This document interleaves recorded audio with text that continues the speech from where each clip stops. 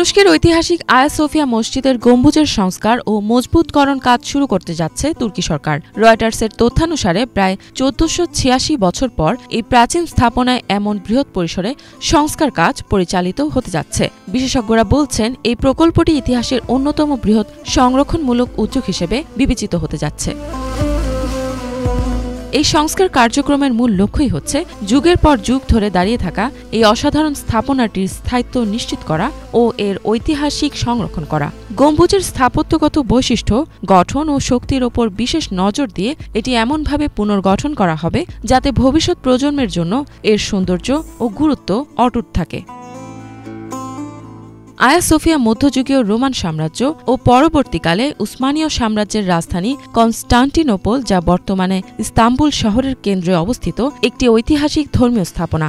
বর্তমানে এটি মুসলিমদের একটি মসজিদ।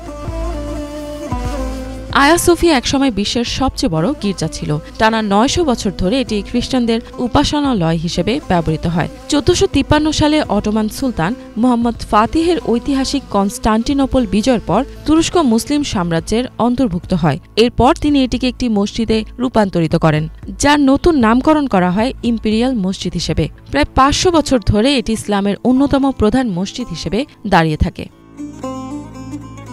তবে প্রায় ৭০ বছর আগে তুরস্কেরই এক সরকার এই স্থাপনাটিকে একটি জাদুঘরে পরিণত করেছিল। আয়া সোফিয়া ছিল ২০১৪ সালে তুরস্কের দ্বিতীয় সর্বাধিক পরিদর্শন করা জাদুঘর। সেখানে প্রতি বছর প্রায় ৩.৩ মিলিয়ন দর্শনার্থী আসতেন। তুরস্কের সংস্কৃতি ও পর্যটন মন্ত্রণালয়ের প্রকাশিত পরিসংখ্যান অনুযায়ী ২০১৫ ও ২০১৯ সালে আয়া সোফিয়া ছিল তুরস্কের সবচেয়ে জনপ্রিয় পর্যটন স্থান।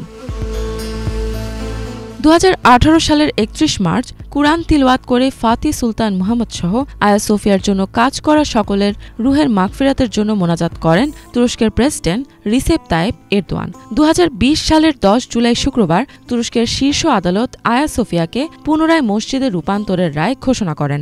আয়া সোফিয়াতে প্রায় ৮৬ বছর পর আবারও মসজিদে আজান দেওয়া হয়। ২০২০ সালে রিসেপ তাইপ এরদোয়ান এই ঐতিহাসিক স্থাপনাটিকে পুনরায় মসজিদ হিসেবে ঘোষণা করেন।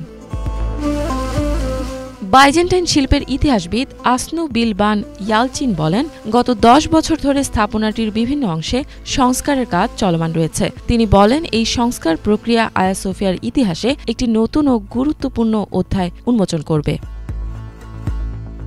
ফাতিহ সুলতান মুহাম্মদ ওয়াকফ বিশ্ববিদ্যালয়ের আর্কিটেকচার বিভাগের অধ্যাপক হাসান ফিরাদ দিকার রয়টার্সকে বলেন, পুনর্গঠন প্রকল্পটি বড় ভূমিকম্পের পর দুর্বল হওয়া কাঠামোগত অংশগুলোতে বিশেষ নজর দেবে। তিনি আরও উল্লেখ করেন, প্রকৃত কাঠামোগত সমস্যা তখনই আরও স্পষ্টভাবে জানা যাবে যখন মূল কাভারটি উন্মুক্ত করা হবে।